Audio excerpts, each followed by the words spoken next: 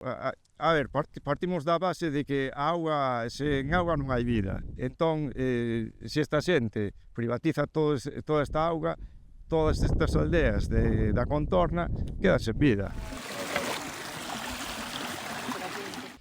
Que vai pasar con todo isto? Cando a empresa quiebre, realmente arramblarán con as subvencións e se algún día pois teñen que ir tomar polo cu, o que vai tomar polo cu é todo isto e todos os veciños.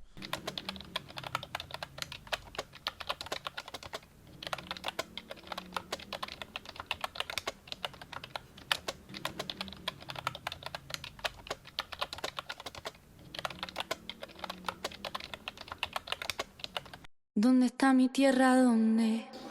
¿Dónde está mi territorio? He visto con estos ojos cómo caía el imperio.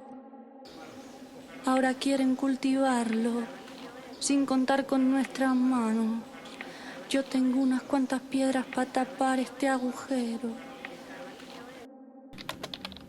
Me dicen que espere, pero yo no espero. Quiero comprender el suelo. Cuando sé quién soy, dónde vienen mis abuelos. Me dicen que espere, pero yo no espero. Quiero comprender el suelo. Cuando sé quién soy, dónde vienen mis abuelos. ¿Dónde está mi tierra? ¿Dónde? ¿Dónde está mi territorio? He visto con estos ojos cómo caía el imperio. Sí, a ver, a idea eu cando a veces sempre che dice "Joan, que guerra te metiches", e dixen "Non, perdona, eu estaba moi tranquila na miña casa, viñeron eles a quitarnos o noso".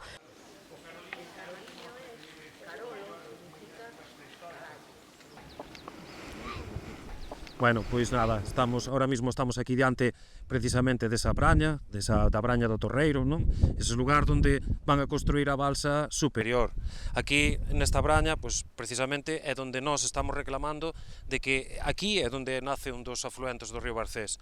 Un dos afluentes do río Barcés que vai levar a auga á presa de Cecebre, que é onde beben a maioría da xente da Coruña, uns 400.000 habitantes viven desa auga. Por eso nos preocupa moitísimo que a destrucción deste hábitat pois poida ter unhas repercusións moi importantes sobre un recurso tan esencial como é a auga e da que dependemos tantísimos veciños, non? Creo que foi xa terra de sacrificio de sobra en Crobas, Meirama, Carral, Ordes, todas estas zonas de por aquí, o Xalo, como para ahora que veñan outra vez con máis industrias e este embalse principalmente, porque estamos falando ahora do embalse reversible, pero na parte da ladera hacia Meirama hai dous encoros que estarían afectados pola supuesta fábrica que queren facer de hidróxeno.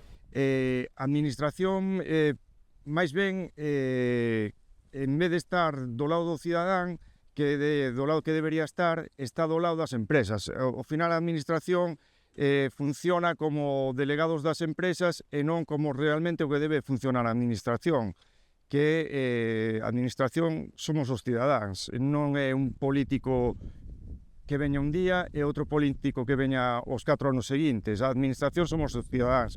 Entón, se a administración non vela polos cidadáns, pois teremos que facelo nós sen contar con a administración. Si van a trabajar con explosivos, a saber en qué puede acabar, porque no creo que lo sepan ni ellos. Yo me imagino que lo que puede hacer un explosivo y cómo esté debajo de tierra es... Lo que no me parece normal es que si el Xalo tiene 8, 10 o 12 manantiales y ríos pequeños que van hacia abajo, no se tenga en cuenta por parte de la administración cosas como esta. Una riqueza de agua y un monte como este que se vea porque venga una empresa privada y utilice el agua como le dé la gana. Vale, para hacer producción. Me parece muy bien, yo no estoy en contra de eso. Lo que non pode ser é destruir un hábitat deste tipo. A auga que se supón que é unha auga do pobo, que Augas de Galicia nos di, ademais, sempre que primeiro ten que estar garantida o servicio, nunca nos vai faltar, polo visto, a auga aos veciños, pois vemos que non, que se a leva unha empresa privada para un proxecto industrial, non sei que capacidade de limpa, de natureza, vai ter esa auga despois de todo ese proxecto. Son o volumen de cartos que vai a manejar a construción da balsa supón os 400 millóns de euros. Eso supón un ben pellizco para as arcas municipales. Bueno, moi ben, do rollo, pero despois eso como se gestiona? Quero dicir, vai ter unha repercusión na nosa calidade de vida, vai ter unha repercusión na mellora do noso medio ambiente? Sabemos que non.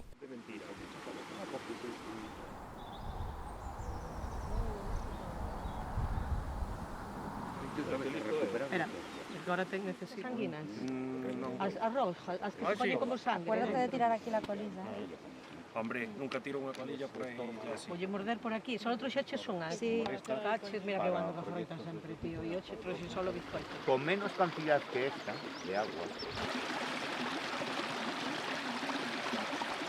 Cuando salió a exposición pública el proyecto del Parque Eólico de Asencrovas, hacía tan solo un año que yo había firmado una hipoteca.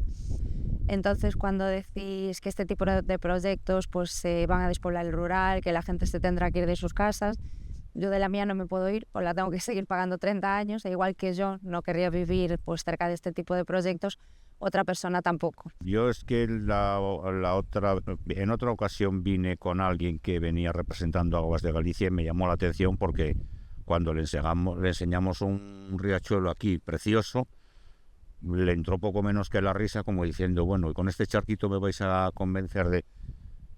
Ese es uno de los 8, 10 o 12 que hay que abajo se convierten en ríos pequeños. Isto non seca nunca, en todo E ano. chega hasta aquí a auga. Nacen como nacen los ríos, en sitios pequeños y van poco a poco. Entonces no lo entiendo. No entiendo cómo... Sí. Es no darle importancia, es la empresa lo primero y todo el patrimonio que tenemos aquí del monte y el tema de las aguas, eso da igual. O que falábamos antes de o sistema hídrico é esencial, porque aquí, mirade, fixadevos, levan os días sin chover e sigue acumulando a auga a pesar de estar todo cheo de regos para desecala, non? Que isto fais a propósito para que os eucaliptos podan medrar mellor. E ainda así temos mogollón de características. Aquí temos, é o que falaba, encontramos a maioría, os 7 animais que están dentro do catálogo de protección oficial da Xunta. Ademais, hai turbeira, e iso por moito que o nega a empresa, pois é obvio, porque se ve, porque non fai falta facer catas moi sofisticadas para darnos de conta. El problema que tienen estos proyectos, pues tanto de eólicos, envases reversibles, plantas de hidrógeno, es que todo lo proyectan a un muchísimo largo plazo, en concreto el embalse a 70 años. Dicen pues que ya lo arreglarán nuestros nietos, y realmente lo que yo quiero dejarle a mi hijo pues es el tesoro que tenemos ahora, es la biodiversidad, y no quiero dejarle una hipoteca y que él tenga que arreglar pues los despropósitos que nosotros vayamos a hacer ahora.